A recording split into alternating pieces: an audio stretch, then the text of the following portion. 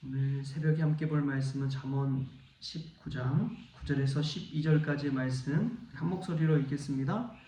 거짓 증인은 벌을 면하지 못할 것이요 거짓말을 뱉는 자는 망할 것이니라. 미련한 자가 사치하는 것이 적당하지 못하거든 하물며 종이 방백을 다스림이랴. 노하기를 더디하는 것이 사람의 슬기요 허물을 용서하는 것이 자기의 영광이니라. 왕의 노함은 사자의 부르짖음 같고 그의 은택은 풀 위의 이슬 같으니라. 아멘. 할렐루야. 오늘 새벽에 오신 여러분들에게 하나님의 사랑과 은혜가 가득하기를 소망합니다.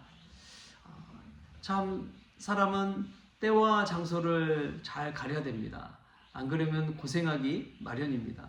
어제 제가 한낮에 참 오랜만에 또 서울 나들이를 한번 갔습니다. 지하철을 타고 어제 날씨가 되게 더웠잖아요.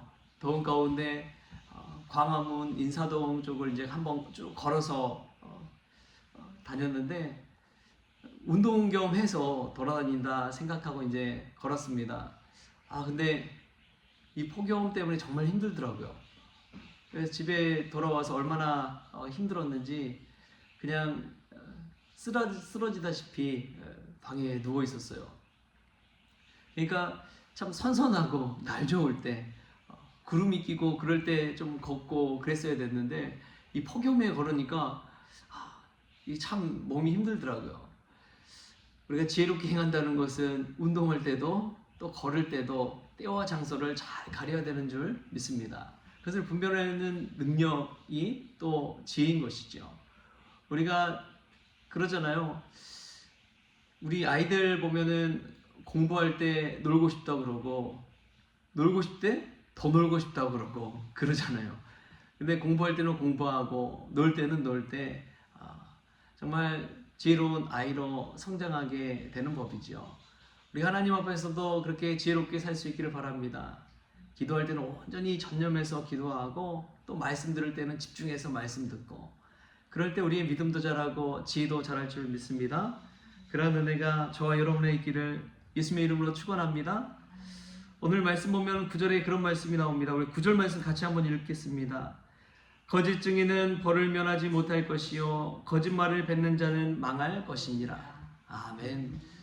잠언 말씀 우리가 지금 19장까지 쭉 새벽마다 읽어오는데 잠언에 계속해서 반복되어져 나오는 토픽 주제들이 있습니다. 그 중에 하나가 이제 거짓과 정직에 관한 이야기, 그리고 입술과 말에 관한 이야기, 가난한 자와 부한 자에 대한 이야기, 지혜로운 자와 미련한 자에 관한 이야기, 돈에 관한 보증선거에 관한 이야기, 여자 문제에 관해서 그런 이야기들이 계속해서 반복되어져 나오고 있는 그런 토픽들입니다. 오늘도 마찬가지지요.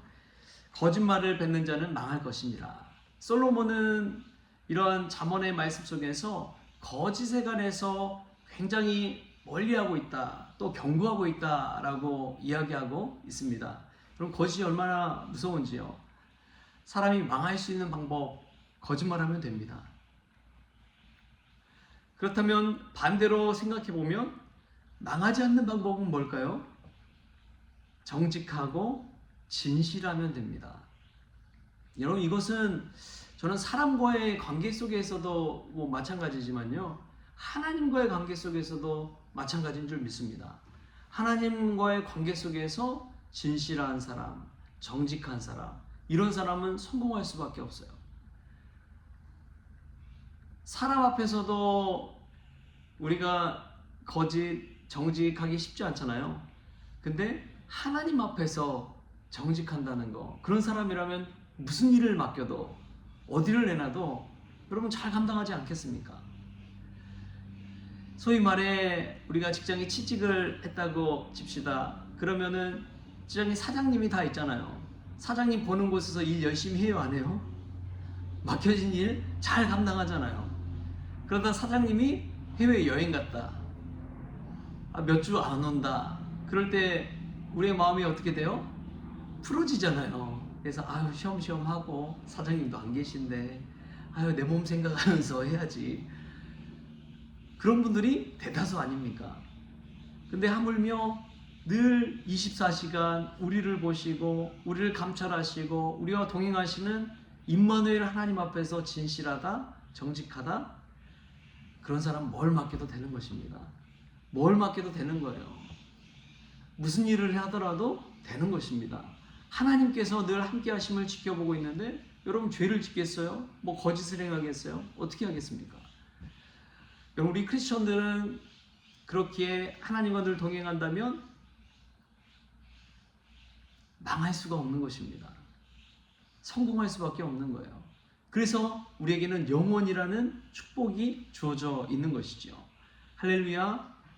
우리가 망하는 길로 가는 것이 아니라 망하지 않는 정직의 길, 진실의 길로 나아갈 수 있길 바랍니다. 하나님과의 관계도 마찬가지지만 사람과의 관계도 마찬가지더라고요. 사람과의 관계를 좀 세워가는 것은 지혜로운 사람은 마음의 진실을 함께 나눌 때입니다. 서로의 진실과 속마음을 함께 이야기 나누고 툭 터놓고 이야기할 때 이상하게도 하나님 우리에게 관계를 세워가시고 마음의 치유와 상처의 회복을 주십니다. 참 중요한 게 부부관계 속에서도 마찬가지예요. 부모 자녀 관계 속에도 마찬가지입니다. 서로 말하지 못하고 서로 알지 못하는 것들이 얼마나 많습니까?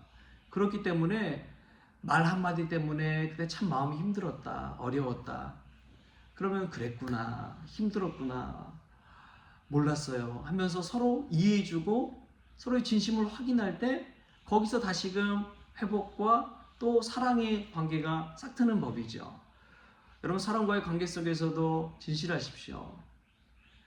오히려 속마음을 감추고 혼자서 그냥 끙끙 앓고 있다면 그 관계는 나중에는 폭발하는 관계가 되어버립니다. 그렇기 때문에 서로의 진심을 확인하고 또 서로의 마음을 확인하고 그래서 아름다운 관계를 세워갈 때 하나님께서 부부관계도 또 부모 자식 관계도 가정도 탄탄하게 세워가실 줄 믿습니다. 오늘도 하나님 앞에 진실하십시다. 또 사람과의 관계 속에서도 서로의 속마음을 나누고 또 그 관계 속에서 아름다운 인생을 빚어가는 그런 저와 여러분 될 수 있기를 바랍니다. 정직이 얼마나 중요한지요. 하나님은 정직한 자에게 작은 일을 맡겼다가도 큰 일을 맡기지요. 백악관을 기도실로 만든 링컨 대통령이 젊은 시절에 이 점원 임무를 맡아서 일할 때의 일입니다. 하루는 이 영업을 마치고 장부를 정리하다가 한 손님에게 이 2센트를 더 받은 것이 기록되어져 있는 것을 발견했습니다. 그때는 이제 밤이 깊었어요. 밖에는 눈이 내리고 있었다고 합니다. 주변 동료들은 그깟 이 2센트 가지고 뭘 그러냐고, 내일 주거나 그냥 잊어버리라고 그랬대요. 그런데 이 링컨은 그 길로 가서 수마일을 걸어서 그 손님의 집 문을 두드리고 그 거스름돈을 돌려 주었다고 합니다. 그래서 사람들은 그를 정직한 에이브라고 부르기 시작했다고 그래요. 그러한 정직함이 쌓여서 나중에는 한 나라의 대통령이 되는, 또 하나님의 손에 붙들려 쓰임받는 그러한 리더가 되는 법이죠. 여러분, 정직이 얼마나 중요한지요. 미루지 마십시오. 늘 진실함을 가지고 살아갈 때 하나님과의 관계도 사람과의 관계도 믿음 안에서 든든히 세워질 줄 믿습니다. 또 참 중요한 것이 자제력입니다. 절제하는 것이죠. 오늘 말씀 속에서 우리 11절 12절 말씀도 같이 한번 읽어볼까요? 11절 12절 시작. 노하기를 더디하는 것이 사람의 슬기요 허물을 용서하는 것이 자기의 영광이니라. 왕의 노함은 사자의 부르짖음 같고 그의 은택은 풀 위의 이슬 같으니라. 아멘. 우리가 살면서 화내고 성내고 분노하는 경우가 얼마나 많은지 모릅니다. 우리도 모르게 이제 타인의 허물을 들추어내고 우리도 모르게 앞담화가 아니라 뒷담화를 하는 경우가 많이 있잖아요. 앞에서는 말하지도 못할 이야기들을 뒤에서는 수근수근대는 경우가 얼마나 많이 있습니까? 근데 참 성경은 오늘 우리의 모습과는 전혀 반대되는 길을 제시합니다. 그것은 노하기를 더디하는 것, 자제하고 절제하는 법에 대해서 이야기합니다. 타인의 허물을 들추어내기보다도 그 허물을 덮어주는 것이 지혜로운 삶이라고 알려주고 있습니다. 여러분, 이대로만 살 수 있으면 우리는 망하지 않고 또 하나님 안에서 성공한 인생이 될 줄 믿습니다. 성숙해가고 성장해가는 이들을 보면 이런 자제력과 또 덮어주는 그 마음을 가지고 살아가더라고요. 우리 예수님 닮아가는 것도 저는 이 덮어주는 것, 용서해주는 것, 참아주는 것, 기다려주는 것, 이것이 예수님 닮아가는 데 있어서 참 큰 덕목이구나라는 것을 깨닫습니다. 예수님이 얼마나 이 제자들을 참아줍니까? 제자들에게 기적을 보여주고 은혜를 베풀어주고 말씀을 가르쳐 주더라도 제자들끼리 하는 행태를 보면 서로 누가 크냐 싸우기도 하고, 또 서로 좌편과 우편에 앉아달라고 멀리 와서 예수님 앞에 어머니를 동행해서 와서 이야기하기도 하고, 별일이 다 있잖아요. 복음서를 읽어보면은 예수님께서 어떻게 이런 제자들을 데리고 제자 훈련을 시키셨을까? 보면 예수님도 속상해서 이 믿음이 작은 자들아 막 그렇게 혼내기도 하시잖아요. 그럼에도 불구하고 우리 예수님 끝까지 제자들 포기하지 않고 사랑하실 때까지 사랑하시는 예수님의 모습을 보십시오. 예수님은 다 덮어주고 용서해주고 다시금 기회를 주시고 또 다시금 사명을 주시는 분인 줄 믿습니다. 그래서 오늘 말씀에서도 보면 참 은혜가 되는 게 12절 마지막 말씀에 그의 은택은 풀 위에 이슬 같으니라. 그의 은택은 풀 위에 이슬 같다는 거예요. 예수님의 은혜도 마찬가지지만 하나님의 은택도 마찬가지입니다. 풀 위에 이슬이 매일매일 거의 맺히잖아요. 그 이슬로 먹고 살잖아요. 물을 주지 않아도 그 이슬로 물을 공급받아서 하루하루를 버틸 힘을 얻게 되는 것이죠. 그래서 저는 이제 우리 성공교회 새벽 기도의 영상을 올릴 때 저는 이제 새벽 이슬이라고 해서 올려요. 그래서 지금 몇 번째 영상인지까지 해서 다 올립니다. 6월 16일 새벽 이슬 잠언 19장 해서 몇 번째 영상 이렇게 해서 올려요. 새벽 이슬이 아침에 이 전혀 뭐 물 안 받는 것 같지만 그 이슬을 머금었기 때문에 하루의 땡볕을 버티면서 살아갈 수가 있는 법이죠. 여러분 오늘 이 새벽이 그런 새벽 이슬 될 수 있기를 축복합니다. 풀 위에 이슬이 매일매일 맺혀서 식물이 잘 살아나듯이 소성케 되듯이 우리 영혼이 하나님의 말씀의 이슬을 머금고 하루하루를 은혜 가운데 하나님의 은택에 감사함으로 버티며 인내하며 자제하며 살아갈 때 우리 예수님 닮아가는 하루를 살아가게 될 줄 믿습니다. 그러한 은혜가 저와 여러분에게 있기를 주신 예수님의 이름으로 축원합니다. 기도하시겠습니다.